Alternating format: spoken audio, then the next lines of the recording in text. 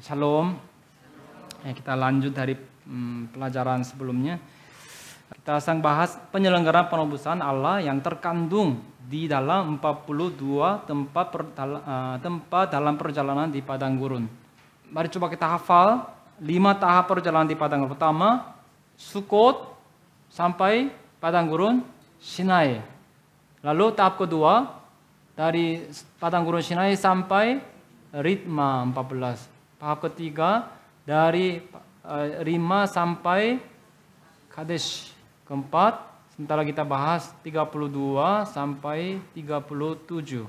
Tahap kelima, 37 sampai 42. Di pelajaran sebelumnya kita telah bahas sampai di sini, dan sekarang kita akan melihat 2 tahap lagi. Keempat besar, Kadesh sampai dengan Sungai Jerit atau reruntuhan Abarim, 32 sampai 37. Di 32 sampai 37 kita coba ingat lagi. Kadesh 32, Gunung Hor 33, Zalmona 34 sampai Funun. Zalmona sama Funun itu jaraknya cukup jauh, turun naik lagi. Zalmona, Funun 34, 35, 34, 35. Zalmona sampai Funun. Lalu di atasnya Obo 36, lalu runtuhan Abarim atau Zere, Sungai Jerit 37. Ya. Nah, ini tahap ini keempat. Sungai Jerit itu sangat dekat. Sungai Jerit itu sangat dekat reruntuhan Abarim. Seperti tadi, Ritma sama Kadesh Barnea. Seperti demikian, Sungai Jerit sama reruntuhan Abarim itu ya dianggap satu tempat gitu. Sama. Nah, ciri-ciri khusus dari tahap ini apa? Apa ciri-ciri khusus dari tahap ini? Ciri-ciri khusus dari tahap ini adalah sering ditemukan penghakiman Allah. Kata kuncinya saudara bisa ingat, penghakiman Allah. Tahap keempat ini penghakiman Allah. Tepat sebelum memasuki Kanaan, Allah menghakimi dengan tegas dosa, ketidakpercayaan, dan ketidaktaatan. Tuhan mulai hakim sekarang. Ya. Kita lihat kematian orang-orang, beberapa kematian. Pertama, siapa di mana ayat Alkitab? Harun. Pertama Harun, kematian Harun di Gunung Hor. Hor di 33. Lalu kedua, banyak orang karena disengat ular di Funun. Tadi Funun itu setelah Zalmona ketika 4. Funun itu 35 kan, setelah turun putar-putar tiba di situ baru banyak orang karena disengat ular. Kemudian kematian dari orang-orang yang masih tersisa dari antara 603.548 orang. Di situ yang sisanya semuanya mati di Sungai Jerit 37 atau reruntuhan Abarim. Nah, ini kita lihat satu persatu. Kematian-kematian tersebut merupakan pemusnahan lewat penghakiman khusus, dihantam oleh Tuhan. Pertama, kematian Harun.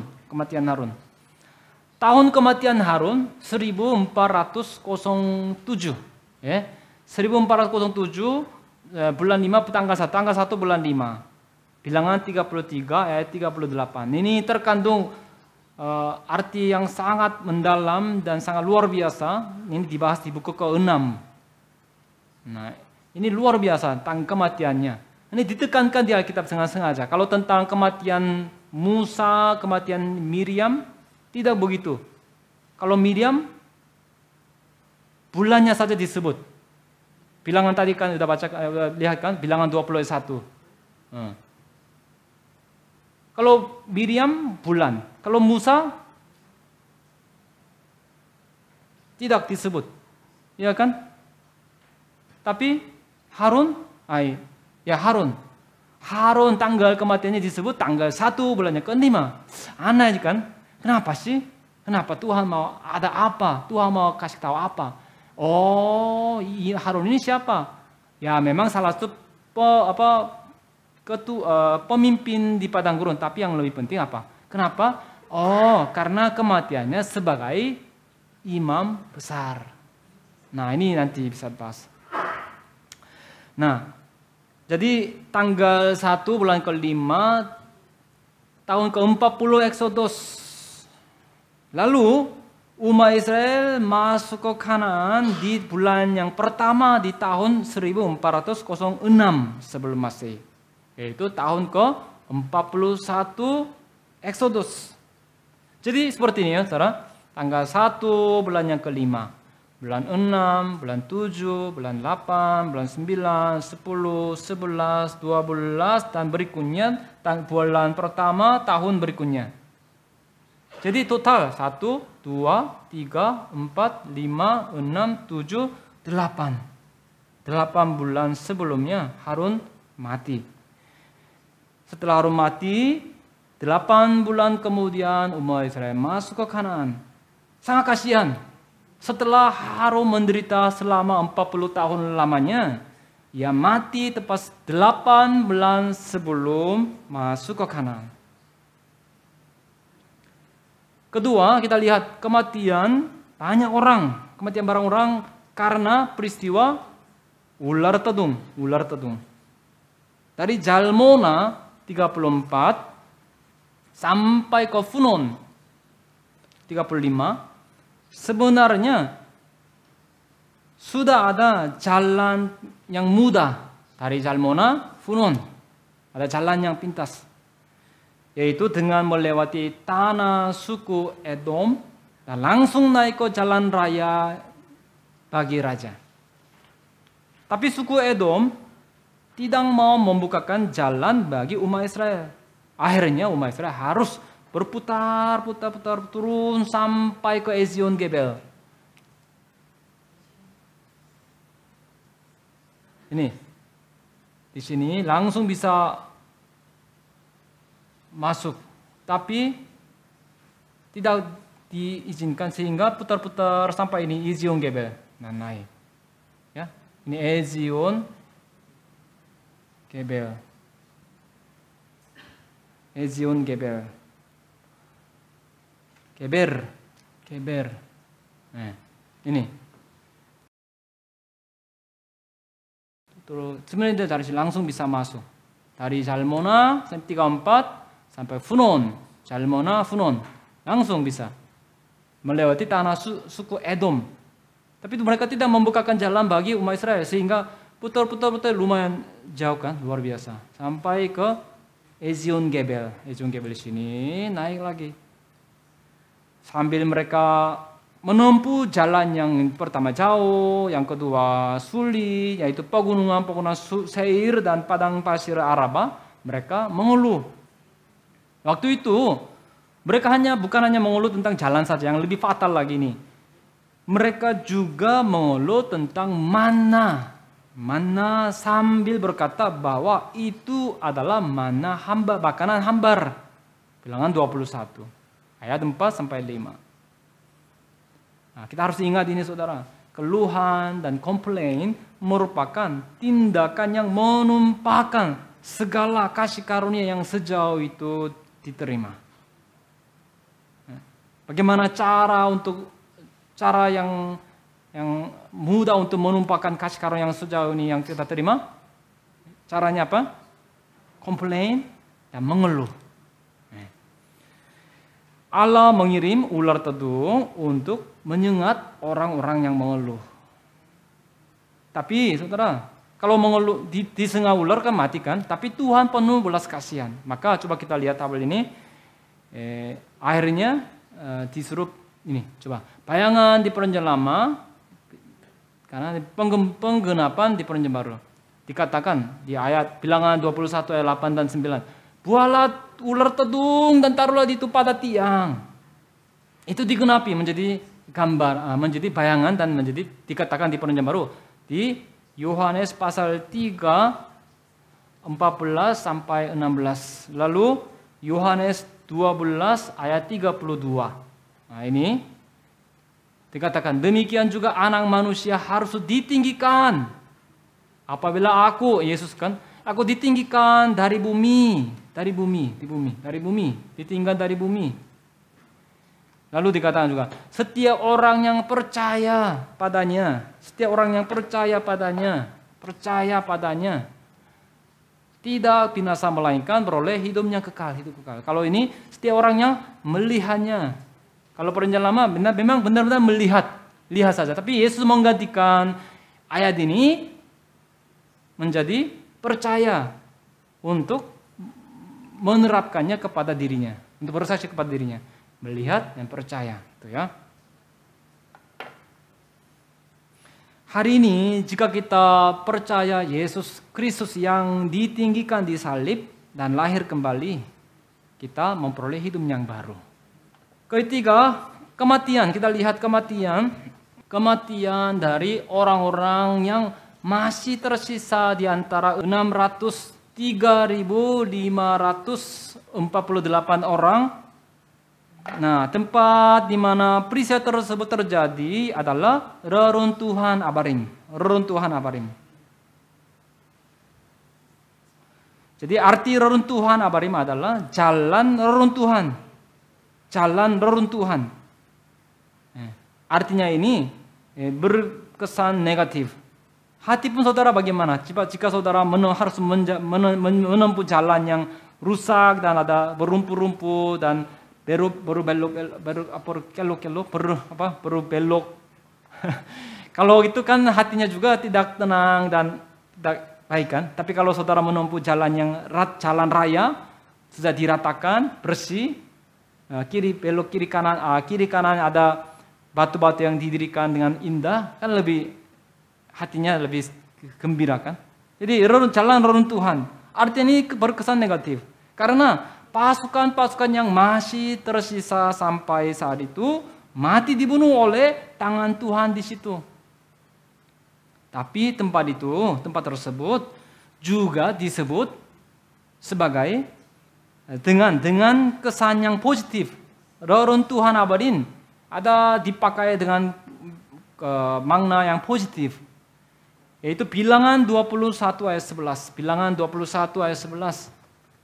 Bilangan 21 ayat 11 dikatakan, berangkatlah dari Obo, lalu berkemah dekat reruntuhan di Abarim, di padang gurun yang di sebelah timur Moab. Ya, ini kurang jelas Inggrisnya seperti ini. In the wilderness which is east of Moab, toward the sunrise. East of Moab, timur dari Moab menuju ke matahari terbit. Bukan matahari terbenam. Matahari sedang terbit. Ada harapan, ya kan?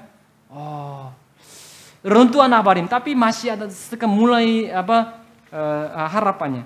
Jadi generasi pertama di padang gurun mereka dimusnahkan karena ketidakpercayaan dan ketidaktaatan. Jadi era yang lama berakhir, runtuh berakhir. Lalu generasi kedua di padang gurun maju dengan semangat menuju ke Kanaan. Jadi era yang baru dimulai. Matahari terbit. Jadi ciri-ciri khususnya seperti apa? Ciri-ciri khusus dari tahap keempat ini adalah dosa, ketidakpercayaan, dan ketaatan dijatuhi hukuman.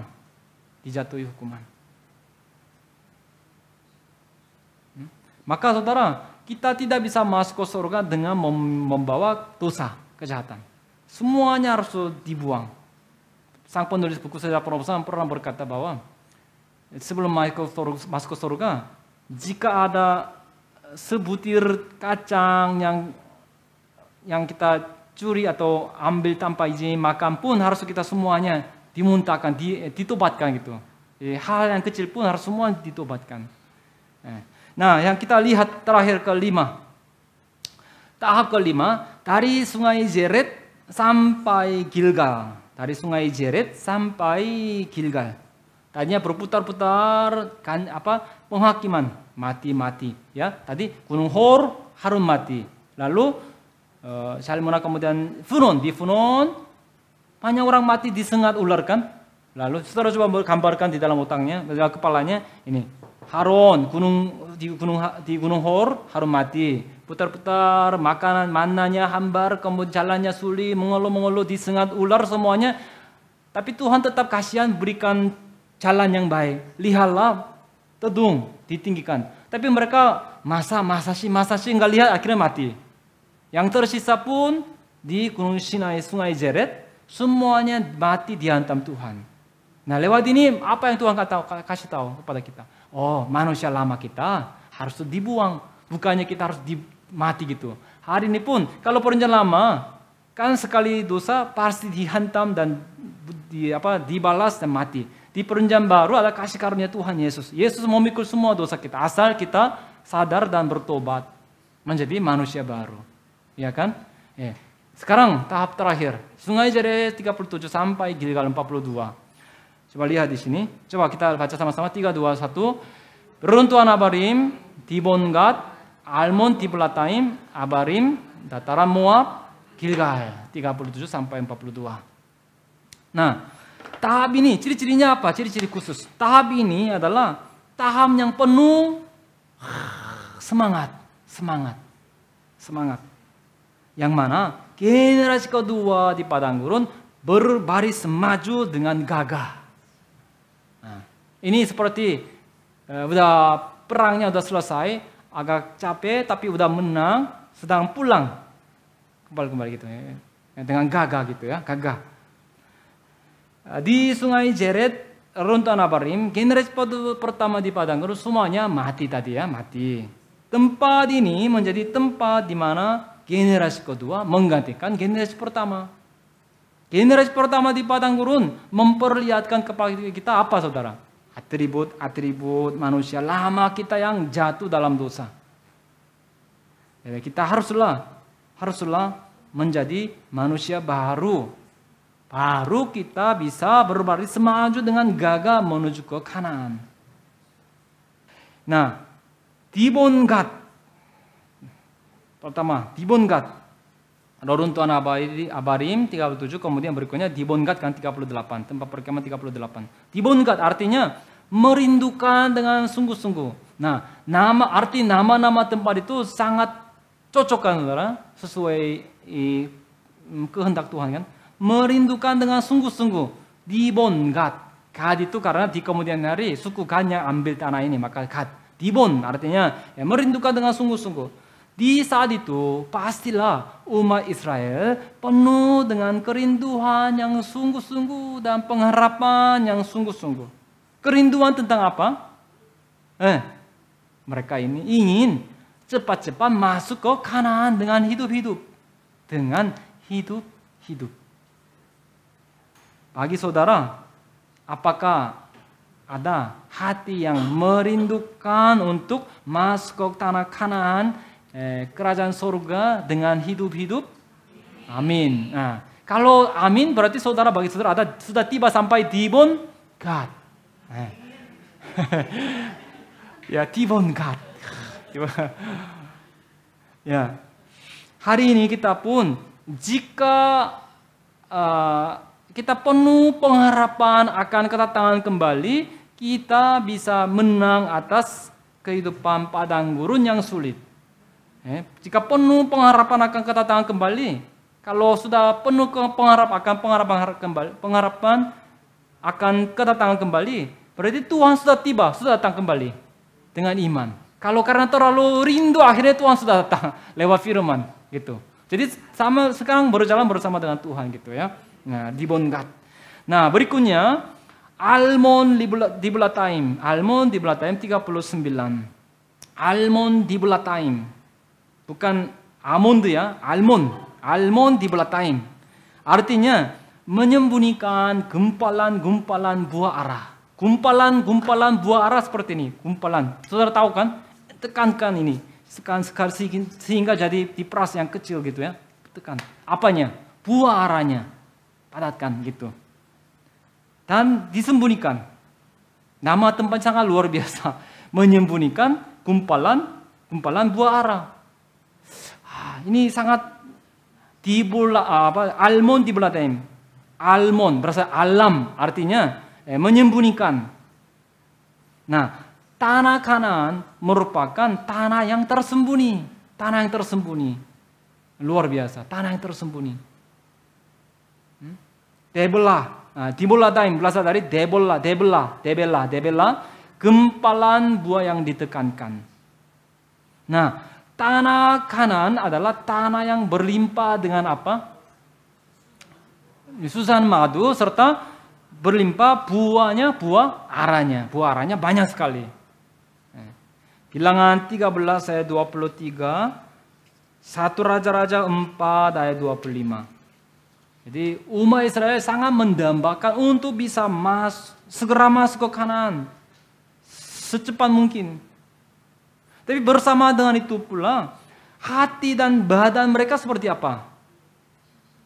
Telah letih lesu. Hatinya semangat tapi badannya nyatanya sangat letih lesu karena telah menempuh perjalanan yang jauh dan sulit. Saudara saya bayangkan kan, hatinya penuh semangat, tapi badannya aduh capek sekali, letih lesu. Nah, di waktu perjanjian lama, ketika orang letih dan lesu, mereka mendapat kekuatan dengan memakan buah pohon ara ini. Kemudian Abarim, lalu tempat berikutnya Gunung Abarim. Artinya wilayah di seberang atau daerah di sebelah gunung. Dari sebelah sungai, bukan gunung, sungai. Sekali lagi, wilayah di seberang atau daerah di sebelah sungai. Bilangan 27 ayat 12, Ulangan 32 ayat 49. Coba saudara bayangkanlah sekali lagi tadi, Dibon Gad, Almon Ebolaim, sekarang Abarim. Ya. Tadi, Abarim. Oh, matahari terbit. Lalu merindukan dengan sungguh-sungguh. Lalu menyembunyikan gumpalan buah ara. Oh, buah aranya di Kanaan banyak, itu disembunyikan. Lalu wilayah di seberang. Jadi semua tempat-tempat ini sekarang menuju ke mana? Tanah Kanaan kan, rindu tanah Kanaan. Coba mau masuk cepat dengan cepat-cepat. Iya kan? Lewat nama-nama tempat, ini penuh kerinduan tentang tanah Kanaan. Nah, di Gunung Abarim kita lihat, pegunungan Abarim, lalu Gunung Nebo, kemudian Gunung Pisgah. Pegunungan Abarim itu pegunungan yang besar. Kalau misalnya bisa menggambarkan sepertinya, ini dataran. Pegunungan. Lalu Gunung Nebo itu ini gunung yang tinggi, gunung hikmah terdiri dari beberapa puncak, banyak puncak-puncaknya. Ya, misalnya begini. Ini Nebo, ya. Seperti ini ya. Kemudian di antaranya ada satu puncak yang ini. Misalnya ini Pisgah. Pisgah ini namanya Nebo. Lalu daerah ini pegunungan Abarim.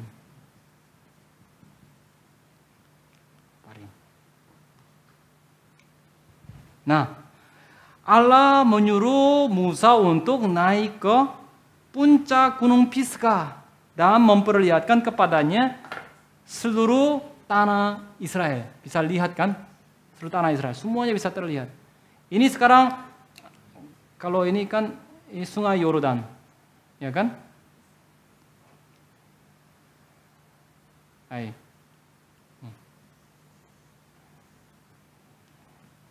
Bisa lihat dari sini. Mata manusia paling jauh bisa melihat 16 km. Katanya 16 km. Tapi yang diperlihatkan kepada Musa itu sampai ke Dan yang jaraknya 160 km. Wow, 10 kali lipatnya. Kita mungkin hanya 500 meter saja mungkin. Orang Mongol bisa juga katanya 2 kilo atau berapa? 4 kilo atau 2 kilo. Karena mereka selalu tinggal di padang gurun yang hijau, mereka selalu lihat hijau saja, hijau-hijau. Orang Indonesia mungkin mata lebih tajam karena semuanya hijau-hijau. Wow, 16 km, tapi jaraknya 160 km. Karena Tuhan membukakan mata rohani Musa, maka Musa bisa melihat semuanya. bisa melihat semuanya. Zoom out, zoom in. Sekarang bisa lihat. VR, kayak VR-nya, zaman sekarang ada VR kan. Bisa lihat, pakai kaca, bisa lihat seperti semuanya gitu. Tuhan bisa hal itu gitu, iya kan? Ilmu pengetahuannya sangat maju, berkembang. Tuhan lebih maju, ya kan? Lebih bijaksana, lebih mampu, maha kuasa. Jika hari ini pun jika Bapa membukakan mata rohani kita, maka kita akan bisa melihat kerajaan Allah. Efesus 1 ayat 17 sampai 18. Namun saat kita katakan amin pun tetap kita pengen mau lihat dengan mata kita. Penglihatan gitu kan. Ya itulah masalah. Kerajaan surga itu penuh dengan damai, sukacita, kegembiraan itu kan. Hatinya damai sekali. Tanpa lihat apapun, benar-benar saya bisa mau baca kita, mau pengen baca kita, mau renungkan. Nah itu mujizat bukan? Karena mata rohaninya terbuka, makanya terjadi seperti itu fenomenanya. Mau baca kita, wah ini mata rohaninya mau mulai terbuka gitu ya, ya kan? Saat mata rohani kita terbuka, barulah pikiran dunia, pikiran daging akan hilang lenyap. Hanya dunia firman yang terlihat. Mazmur 119 ayat 18. Mazmur 119 ayat 18 dikatakan, singkapkanlah mataku supaya aku memandang keajaiban dari Tauratmu. Dia mintanya apa? Tolong bukakanlah mataku supaya aku lihat penglihatan hal-hal yang ajaib kayak tanah laut, sungai merah dibelah, mana turun puyuh dikirim, air keluar dari batu. Saya mau lihat hal-hal itu. Bukan seperti itu kan? Dia mintanya apa? Singkapkanlah mataku supaya aku memandang keajaiban dari Tauratmu.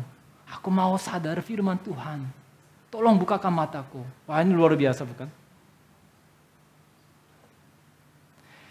Nah ciri-ciri khusus apa dari tahap ini? Ciri-ciri khusus dari tahap ini adalah pendambaan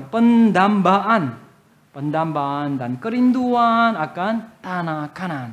Jika hari ini pun di hati saudara ada pendambaan dan kerinduan tentang tanah Kanaan, rohaninya, kerajaan surga, berarti saudara sudah sedang menempuh perjalanan di tahap kelima ini.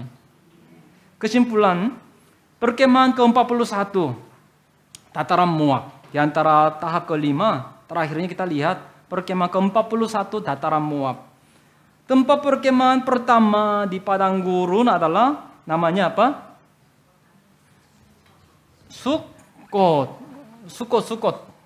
Pertama Sukot yang berarti kandang domba. Kandang domba kecil. Domba yang masuk ke kandang sangat aman dan terlindungi. Seperti demikian jika kita masuk ke dalam Yesus yang adalah kandang domba, kita akan aman dan bisa terlindungi. Ya kan? Pertama. Lalu tempat perkemahan terakhir di padang gurun. Di padang gurun, sebelum masuk ke Kanaan, di padang gurun adalah dataran Moab. Moab artinya dari Bapakku. Bapakku. Tepat sebelum masuk ke Kanaan, hukum Taurat dinyatakan kembali kepada umat Israel. Bukan firman baru gitu, bukannya hal-hal yang tidak ada di Alkitab tiba-tiba disampaikan. Bukan. Firman yang sudah disampaikan tapi diuraikan lagi. Di dataran Moab, peristiwa inilah yang paling penting. Apa yang penting? Penguraian kembali. Diuraikan kembali. Ulangan 1 ayat 5, di seberang sungai Yordan di tanah Moab, mulailah Musa menguraikan hukum Taurat ini, katanya. Nah, kata menguraikan berbentuk fi'il selesai dari kata ba'ar, sehingga jadi bukannya luarnya saja tapi menggali. Jadi artinya kata menguraikan artinya berarti menjelaskan dengan menjabarkan secara teliti. Menjabarkan secara teliti. Jadi Allah menjelaskan dengan teliti tentang hukum Taurat agar umat Israel dipersenjatai penuh dengan firman. Di hari akhir pun, tepat sebelum masuk ke tanah Kanaan rohania, firman yang tersembunyi akan diterangkan.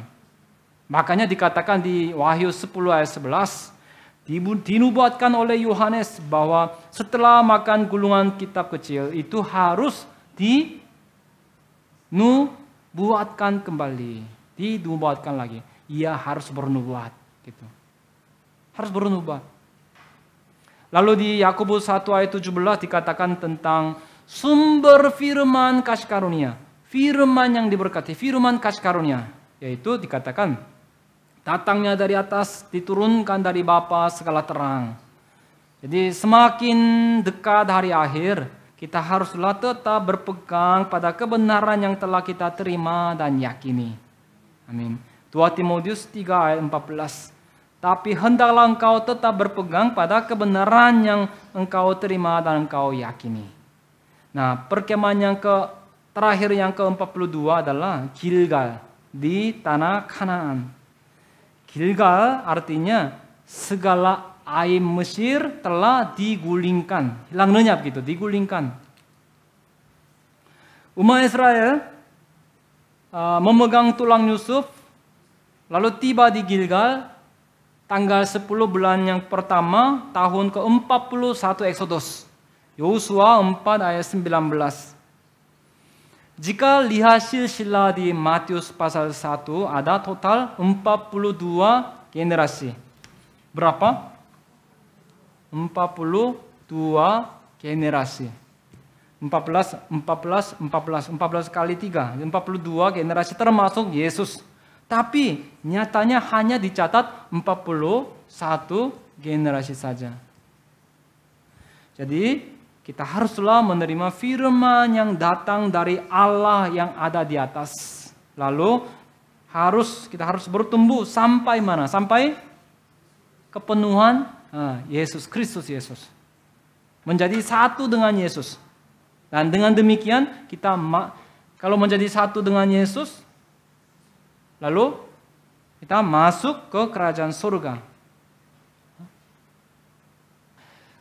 Tapi sebelumnya ada godaan terakhir. Itu adalah perzinahan dan penyembahan berhala. Bilangan 25 ayat 1 sampai 2, Kolose 3 ayat 5. Melalui jalan ujian di dataran Moab, 24.000 orang mati tewas. Kalau begitu, bagaimana agar bisa mengalahkan godaan terakhir yang seperti demikian? Caranya yaitu kita harus hidup di hadapan Allah sambil seperti melihat apa yang tidak kelihatan. Apa yang tidak kelihatan? Bahasa Inggrisnya, as seeing him who is invisible. Hidup sambil seperti melihat apa yang tidak kelihatan. Ibrani 11 ayat 27b.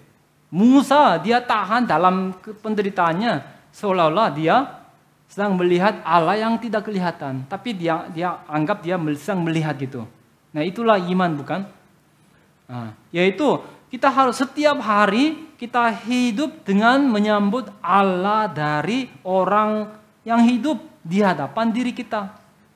Kalau kita adalah orang yang hidup, berarti kita selalu hidup di mata Tuhan. Ya kan? Setiap hari, setiap saat Tuhan sedang memandang aku. Aku juga melihat Tuhan. Gitu. Ini orang yang hidup. Pada akhirnya saya berdoa dan memberkati dalam nama Tuhan Yesus agar saudara semua bisa mengalahkan segala godaan dan pada akhirnya bisa diubah dengan hidup-hidup. Amin. Terima kasih.